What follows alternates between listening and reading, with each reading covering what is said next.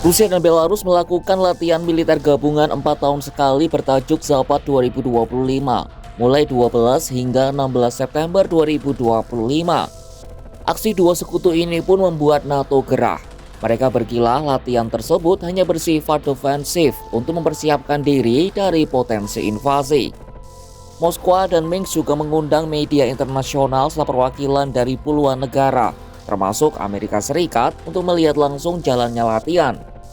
Namun Eropa menganggap latihan itu sebagai ancaman. Polandia telah menutup perbatasannya dengan Belarus. Lituania dan Latvia juga telah meningkatkan kewaspadaan penuh. Lalu kenapa mereka begitu takut terhadap latihan militer ini? Simak selengkapnya dalam video berikut.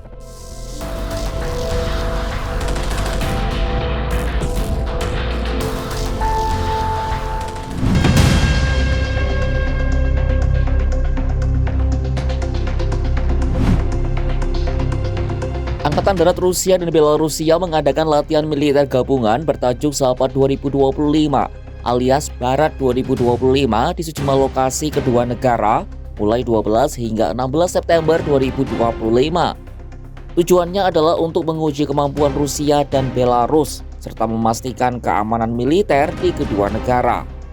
Latihan militer gabungan itu menunjukkan hubungan dekat antara Moskwa dan Minsk. Al Jazeera melaporkan sebanyak 7.000 tentara terlibat dalam latihan, didominasi tentara Belarus yang jumlahnya sekitar 6.000 personel. Latihan itu juga menjadi kesempatan bagi Rusia untuk memamerkan kekuatan militernya. Sejumlah persenjataan dikerahkan dalam latihan gabungan tersebut. Di antaranya adalah tank tempur, kendaraan lapis baja, kapal perang, dan kapal selam. Tampak berbagai jenis kapal angkatan laut bermanuver di Laut Baltik. Moskwa juga menguji taji rudal kaliber dari kapal selam nuklir Arkhangelsk di Laut Barents. Kapal selam melakukan serangan menuju target dari bawah air.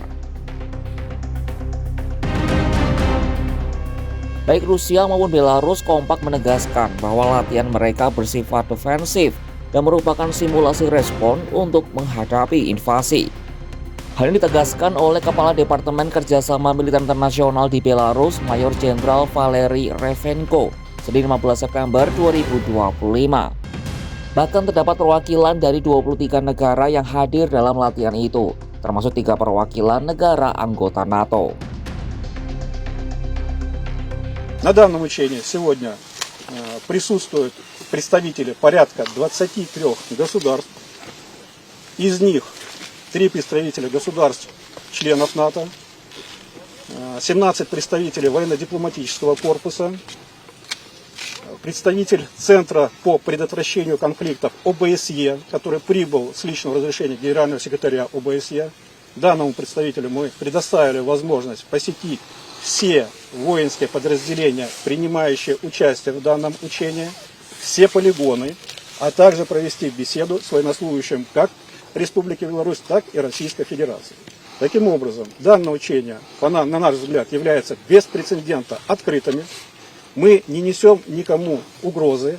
Мы за выстраивание конструктивного и прагматичного диалога.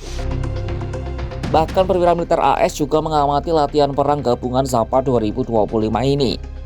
Beberapa waktu lalu perwakilan Donald Trump, John Cole, mengunjungi Minsk dan mengatakan Trump ingin segera membuka kembali kedutaan AS di sana, menormalkan hubungan serta menghidupkan kembali perdagangan. Namun negara-negara Eropa, terutama yang bertetangga dengan Moskow dan Minsk, tak menyambut baik digelarnya latihan ini. Apa alasannya?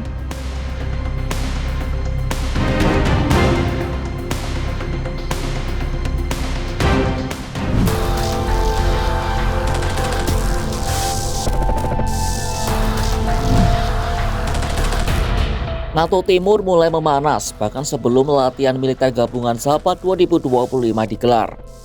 Asalnya latihan militer dua sekutu itu berlangsung usai Polandia menembak jatuh sejumlah drone Moskwa di atas langit perbatasan Warsawa pada Senin 8 September 2025. Langkah Rusia itu membuat NATO siaga hanya beberapa hari setelah Polandia menuding pasukan Vladimir Putin meningkatkan ketegangan dengan menembak drone serang melalui wilayah udaranya. Polandia, Lituania, dan Latvia, 3 anggota NATO yang berbatasan langsung dengan Belarus, mau tak mau meningkatkan kewaspadaan penuh. Warsawa bahkan memutuskan untuk menutup penuh perbatasannya dengan Belarus sepanjang latihan kedua negara itu berlangsung. Menteri Dalam Negeri Polandia, Marcin Kierwiński mengungkap, keputusan itu harus dilakukan merespon isu-isu keamanan yang sedang melanda Warsawa, Jumat 12 September 2025. Ta decyzja, o czym mówił pan premier Donald Tusk, jest odpowiedzią na kwestie dotyczące polskiego bezpieczeństwa, związane z bardzo konkretnymi, agresywnymi wobec Polski manewrami, które się dzieją, które się rozpoczynają na Białorusi. Kierwiński menambahkan saat ini polisi dan perwira militer tengah melakukan pengamanan di perbatasan timur. Sementara Perdana Menteri Polandia Donald Tusk menyebut situasi ini sebagai hari-hari kritis bagi negaranya. Karena keadaan saat ini, Polandia tampak berada di ambang konflik terbuka dibandingkan titik manapun sejak Perang Dunia Kedua. Negara-negara Eropa juga teringat akan memori Zapad 2021 yang saat itu melibatkan sekitar 200.000 personel. Latihan militer itu disinyalir jadi ancang-ancang Moskwa menginvasi Ukraina pada tahun 2022 lalu. Mengutip BBC, Rusia dan Belarus kala itu juga menyebut latihan hanya bersifat defensif semata dan dirancang untuk melawan potensi ancaman eksternal. Namun setelah latihan selesai, alih-alih pulang, pasukan Rusia justru menyerbu Ukraina dari wilayah Belarus. Menanggapi respon kurang baik ini, Kremlin malah semakin memanaskan suasana, bak menyiram bensin di atas api. Juru bicara Presiden Rusia Dmitry Peskov menegaskan, NATO sedang berperang dengan Rusia, Senin 15 September 2025. Hal ini karena NATO memberikan dukungan baik secara langsung maupun tidak langsung kepada Ukraina. НАТО воюет с Россией. НАТО воюет с Россией, это очевидно, и это не нуждается ни в каких дополнительных доказательствах. НАТО де-факто задействовано в этой войне. НАТО оказывает и косвенную, и прямую поддержку киевского режима. Поэтому можно с абсолютной уверенностью сказать, что НАТО воюет с Россией.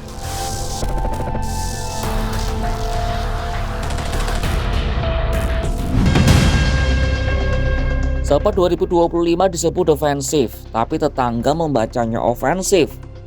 Rusia dan Belarusia menyebut latihan ini transparan, tapi Eropa hanya melihat bayangan ancaman. Polandia menutup perbatasan, Lituania dan Latvia siaga penuh. Kenangan Zapad 2021 masih segar. Latihan usai, invasi justru dimulai. Maka wajar bila setiap manuver tank ini dianggap pertanda bahaya. Dari Laut Baltik hingga perbatasan Warsawa, aroma perang seakan semakin pekat. Rusia menyebut NATO sudah terlibat. Eropa merasa dipancing ke jurang konflik. Sejarah mencatat latihan perang sering jadi prolog bagi perang sungguhan. Dan bila senjata terus dipamerkan di atas panggung yang rapuh, maka yang terancam bukan hanya satu batas negara, tapi stabilitas seluruh benua. Saksikan kabar lainnya hanya di kanal YouTube Kompas.com.